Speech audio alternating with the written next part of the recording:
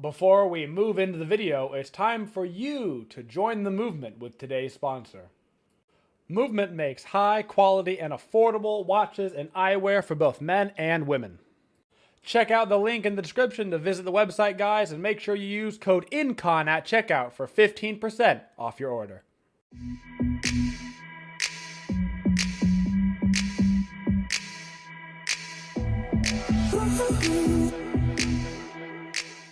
Hello everybody, Incon here. Today we are going to be talking about, guys, how to play the best support in Smite right now, Fenrir, what we should be talking about, level order. We're going to be talking about what abilities, how to use them, going over some gameplay, talking about what you should be doing throughout the game as Fenrir. So let's get ourselves right into it. First off, the most important thing in this entire video is when you play Fenrir, make sure to use the cutesy skin. Unironically though, the cutesy skin does give you a tactical advantage in the game, so if you have this skin, use it when you play. The jump animation, the one animation on this skin is extremely hard to see where they're jumping as an enemy player. This is as close as Smite gets to pay-to-win skins, and if you have it, you should be using it because you genuinely will hit more jumps with this skin because your enemy will have less opportunities to dodge because they don't really know where you're jumping. Now for a quick explanation, guys, of Fenrir skills. Fenrir passive, every time he auto attacks, he gets a stack up until 5 stacks.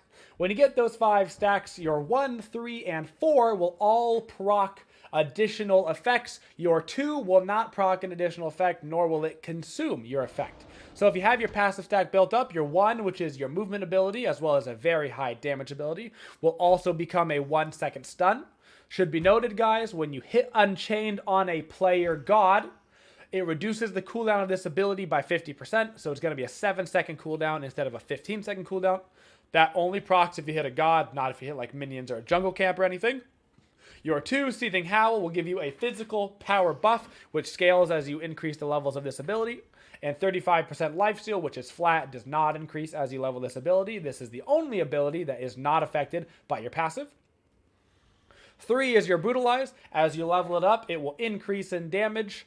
It will increase the protections that you gain, basically. You get more protections as you level. You don't get more protections as you put points into this ability, but as you level up your character, you will get more protections per level while you're inside of Brutalized. And if you have all of your runes built up, you will also do 75% of the damage of your Brutalized in a very small AoE around your character. Very good at clearing like jungle camp, stuff like that. Doesn't really become that useful for AoE damage in like a team fight situation. You got to be pretty close. And your ultimate Ragnarok, of course, scales up in damage as you level it up.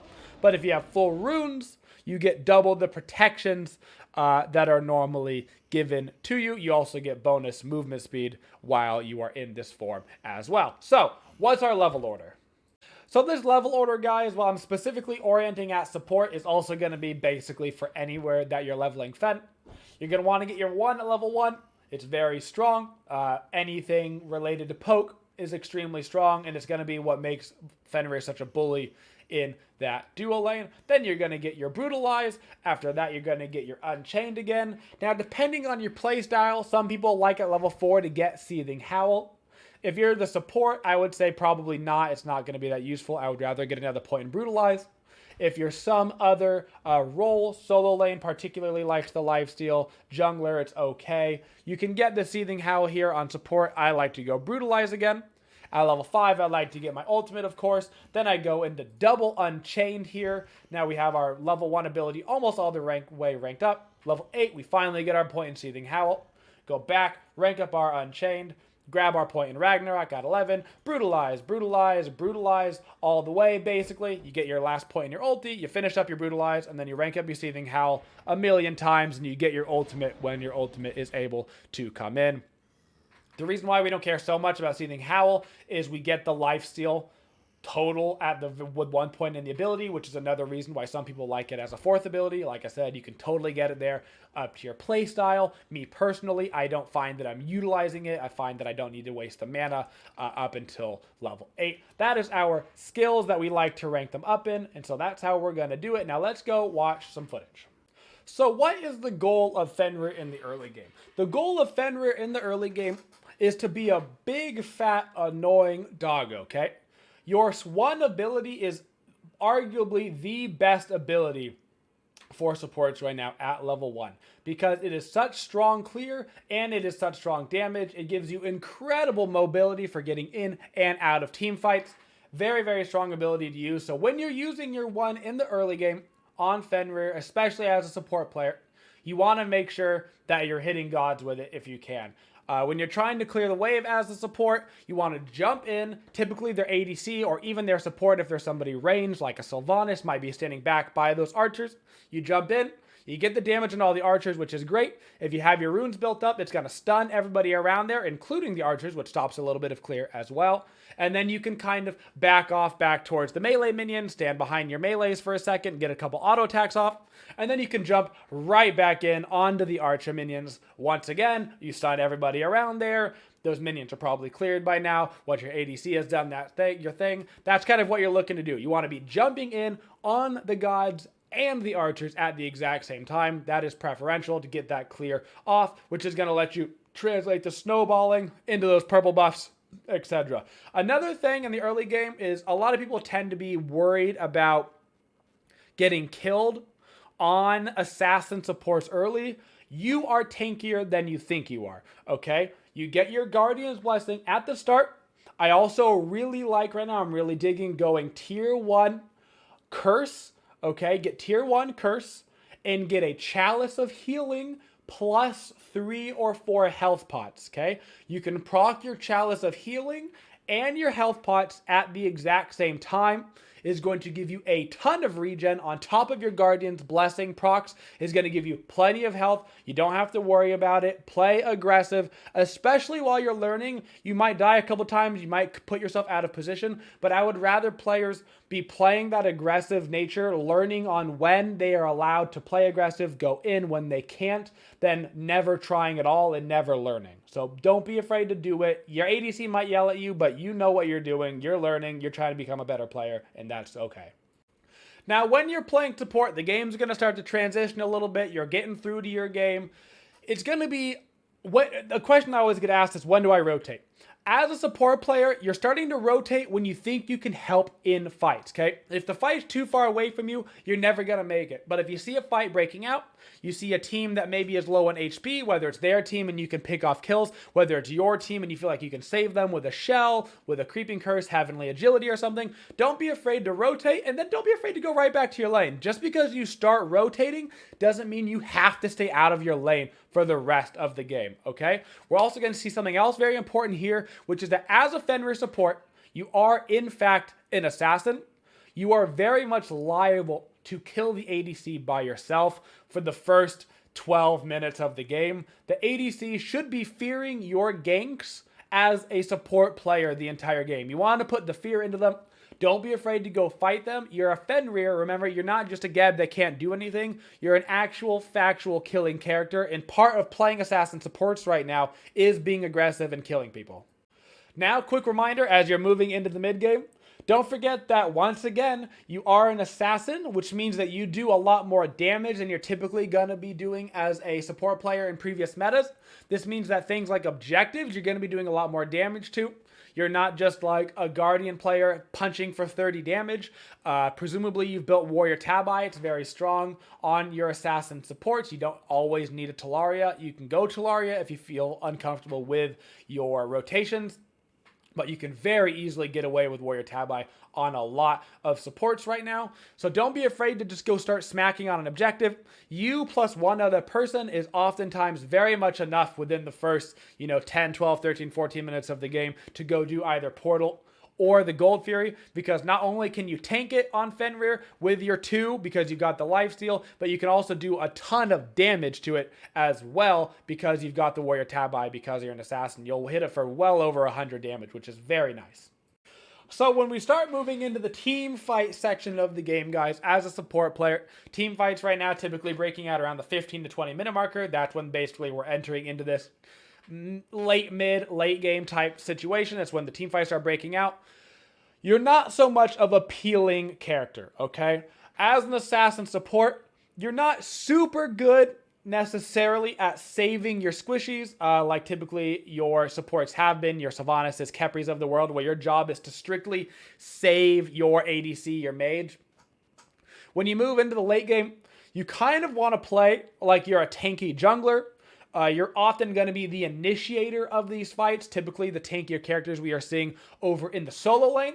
That means that solo laners are oftentimes more responsible for peeling right now, depending on what they're playing. We're seeing a lot of those Guardians coming out in solo, the Athenas and the Gebs and the like coming out over there, which means they're much more responsible for peeling than you, which means you're looking for low HP characters to target. You're looking for providing CC, specifically on Fenrir. You want to be able to ulti the target, either pop their beads, bring them out of position.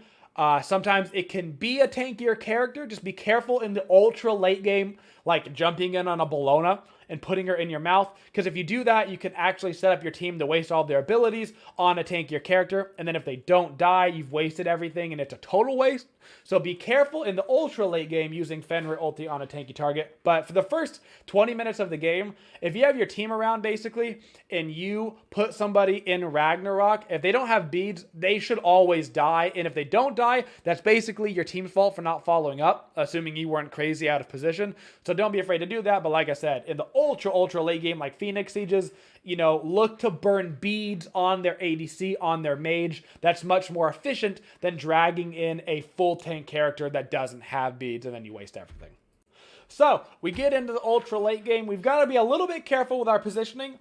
Typically, you're going to be building hybrid. This is a little bit of an aggressive build. Even for me, you can go a little bit more defensive if you like. I really do like the shields on Fenrir support. I find them to be very strong, good hybrid builds. You want to be, like I said, a little bit more junglery in your nature. You want to be a little bit more sneaky. You want to make sure you're using the ultimate on a squishy target. In this case, we grabbed Cupid, bada bing, bada boom, pulled him back so he got bopped. And now we're not really peeling for anybody on our team, right? We're just playing full aggressive. We're looking for a squishy target. We find Freya. We immediately brutalize her. We didn't even get the entire thing off, but it didn't matter. We got enough damage on her to put her down. We're using our curse to slow down the squishy or the tankier targets now. We didn't want to focus them earlier in the fight, and now we put them down as an entire team. We didn't even have our Itzy with us during that fight. We didn't even need her because of how well we positioned ourselves and played the fight.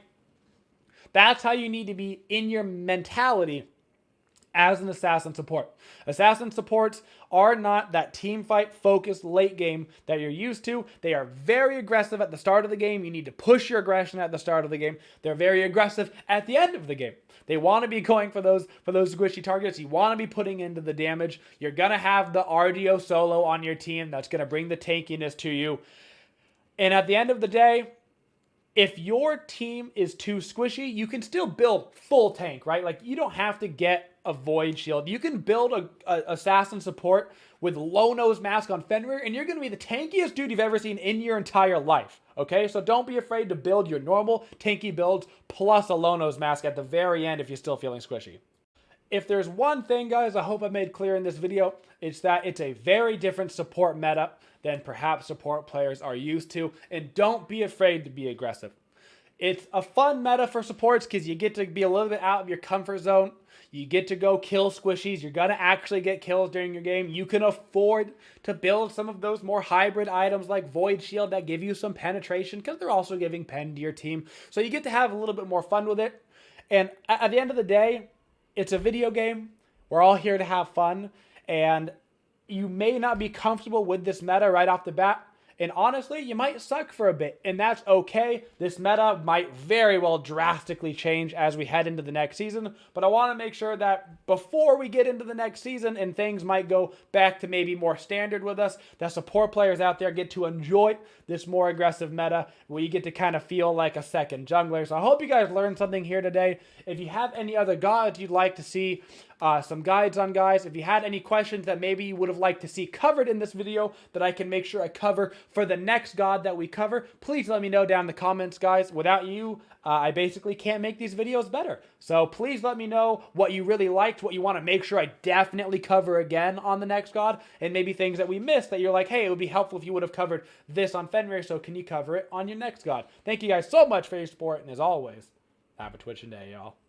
Thank you for watching the video. If you liked the video, please go ahead and hit the like button. And if you like the channel, go ahead and subscribe and ring that bell, guys, in order to get notifications for our uploads. If you want to go the extra mile to help support the Twitchiest community, you can always go to our Twitch channel at twitch.tv/Incon and use your Twitch Prime sub there. It's a great way to help support the community. Thank you so much for watching, and as always, have a twitchin' day, y'all.